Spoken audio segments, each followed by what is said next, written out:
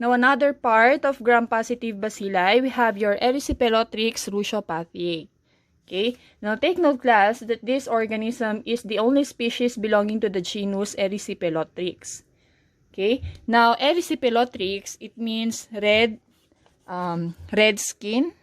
Okay, Erysipelothrix, it means red skin, and then ruchopathiae naman, it means red disease. Now, take note also class that this organism is not part of the normal flora of the human. Okay, it is actually an animal pathogen. Okay, now Erysipelothrix ruchopathiae, it is a widespread infection of wild and domesticated animals, especially mga birds and fish. Okay, so this is the natural host of this organism, mga birds and fish. Now, this Erysipelothrix, the infection of this organism, it can be transmitted to human from animals by contact with infected animal excreta through open wounds. Okay, sa mga contaminated wounds, pwede mong makuha ang Erysipelothrix. Now, let us go over with the general characteristics of this bacteria. Erysipelothrix ruchopathiae class, take note that this is the only catalase negative. It is the only catalase negative, gram-positive, non-spore-forming bacilli that produces H2S. Okay, so H2S positive yung mga yan. Then what else? They are also sometimes pleomorphic. Okay, we can consider this one as gram-positive pleomorphic bacilli. Okay? However, they may look like gram-negative upon staining kasi they decolorize easily. Okay, they decolorize easily. Then what else for this organism? They appear when it comes to their arrangement. They appears in single, in short chains, or long branching filamentous. Okay, mga long branching filamentous. And then this bacteria class, your Erysipelothrix ruchopathiae, sa kanilang culture naman, they produce small, transparent, glistening colonies in blood agar plate. Okay, then biochemically, again, they are catalase negative. Okay, sulat lang natin yung kanilang biochemical reactions. They are catalase negative, H2S positive. What else? They are also indole negative, bile esculin hydrolysis negative, and they are also negative for urease, nitrate reduction, and lastly, they are also negative in Voges proscour. Now, human infections caused by this organism, they usually result from occupational exposure. Okay, so most likely, yung mga very prone to acquire this infection is yung mga fish handlers. Okay, yung mga butcher natin, yung mga nagtitinda sa market. And then what else? Yung mga veterinarians also. Kasi these are considered as animal pathogen. Now, there are actually 3 types of infections caused by your Erysipelothrix ruchopathiae. Number 1, it can cause septicemia. And then, it is also capable of causing endocarditis. And then, another, we have this, what we call erysipeloid. This one is very unique to Erysipelothrix infection.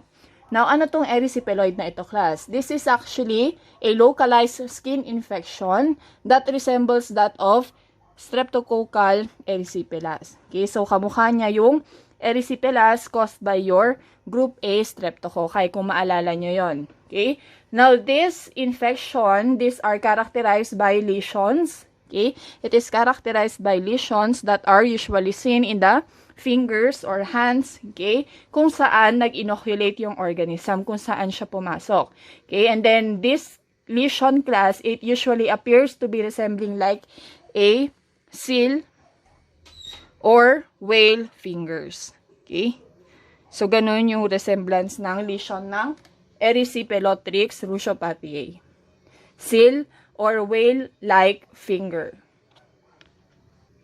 Now, this erysipeloid class, it is usually painful, okay, swollen lesions. It is also slightly elevated and may slight discoloration. Usually, purple to red yung discoloration niya. However, this is a self-limiting infection. Usually, after 2 to 3 weeks, mawawala yan ng kusa. Now, for the laboratory diagnosis, again, we can isolate or we can culture this organism sa blood agar plate. Okay, pwede din sa Columbia agar with CNA. And most especially, if you want to demonstrate its unique motility, pwede mo siyang inoculate sa gelatin stab culture. Yung parang ginamit din natin sa Listeria monocytogenes. Okay, gelatin stab culture. And then, how will you know if this is really Erysipelothrix ruchopathiae? Madali lang kasi it will yield a type of growth that is that is described as parang halos it resembles like a pipe cleaner or yung tinatawag nating test tube brush appearance of growth in gelatin stab culture that is being incubated at 22 degrees Celsius. And then next we have your Lactobacillus acidophilus. Your Lactobacillus acidophilus class, these are considered as normal flora of the mouth, of the intestinal tract, of the GIT, and even the vagina. Okay, so normal flora yan ng vagina of the females, GIT, and even the mouth. Okay, now this Lactobacillus acidophilus, these are gram-positive pleomorphic rods. Okay, they are non-motile organisms, and they are highly, they are acidophilic organisms. Okay, actually their optimal growth should be incubated in an acidic environment. That is why we are going to make use of tomato juice agar to isolate or to culture your Lactobacillus acidophilus. Okay? Their optimal growth should be at an acidic environment. Usually they require a pH of 3 to 4. Now, biochemically, your Lactobacillus acidophilus, they are catalase positive, esquilin hydrolysis, and H2S negative. They are catalase positive, esquilin hydrolysis, and H2S negative. Okay? So, negative itong dalawang to. Esquilin hydrolysis and H2S. And then next class, lastly, for gram-positive bacilli, we have your aerobic actinomycetes. Okay? Now, this actinomycetes class, they are actually large and diverse group of gram-positive bacilli. Okay, now take note class that originally they were being classified as fungi. Okay, nagmumukha silang fungi because their cells elongate to form branching and filamentous form. Okay, again, yung mga cells nila kapag kinulture mo yan sa culture media, they will form ito yung branching na yan, filamentous, basta halos kamukha niya ang fungi. But later on, they discovered that these are actually bacteria. Okay, mga bacterial organisms itong mga ito. Okay, so their bacterial cells, they elongate to form branching and filamentous forms. Okay, and then also class, they have the ability to grow at 50 degrees Celsius. They have the ability to grow at 50 degrees Celsius, and also they have the ability to degrade amyl alcohol, paraffin, and even rubber. Okay? Now, your aerobic actinomycetes class, take note that some organisms may also form filaments or hyphae to the agar surface. Okay? Whereas yung ibang groups naman, they have the tendency to extend to the air. Okay? So, halos kamukha niya talaga ang mga fungi. Now, under this aerobic actinomycetes, we have your Nocardia. Okay? Your Nocardia species, they are also aerobic gram-positive bacilli with long, thin, beaded, or branching filaments. Okay, branching filaments that occasionally fragment into rod shape and sometimes short coccoid forms during aging. Kapag old culture na yan, they have the tendency to form short cocci. Okay? Then, ano pa for your Nocardia species? They are also classified as partially acid-fast bacteria. They are partially acid-fast bacteria. They are strictly aerobic and they are also catalase positive. Strictly aerobic and catalase positive. Now, your Nocardia species class, they are widely distributed in the environment. Okay, so makikita yan sa soil and other organic materials. Now, important species of Nocardia is we have your Nocardia asteroides complex. Okay, kasi most commonly, sila yung mga nagkukos ng infections among humans. Okay, now your Nocardia asteroides complex class, they are the one that is responsible for 80 to 90% of human infections. Okay, now take note that these bacteria, they are facultatively intracellular bacteria. They are facultatively intracellular bacteria, making them very resistant to intracellular killing o yung tinatawag nating phagocytosis.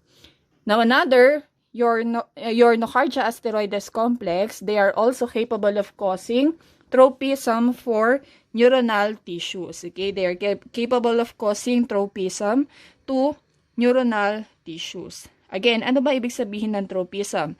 Tropism meaning they have the affinity. Affinity dun sa neuronal tissues.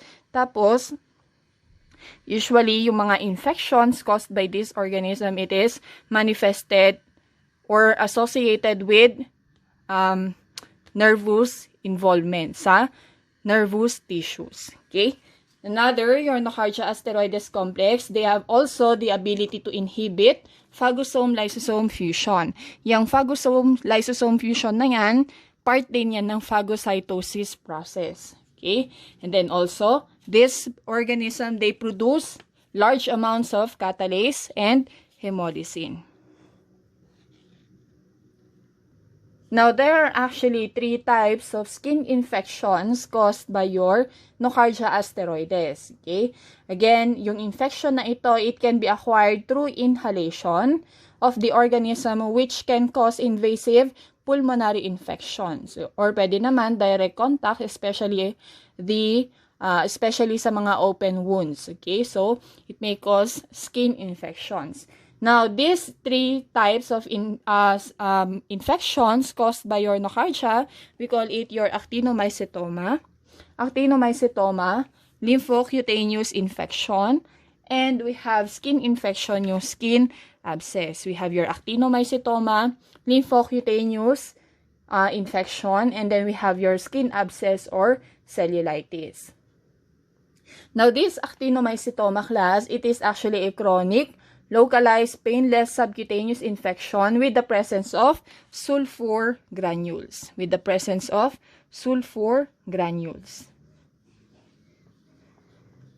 Now, take note also, class, that these infections, usually, ang mga prone sa types of this infection is mga immunocompromised host.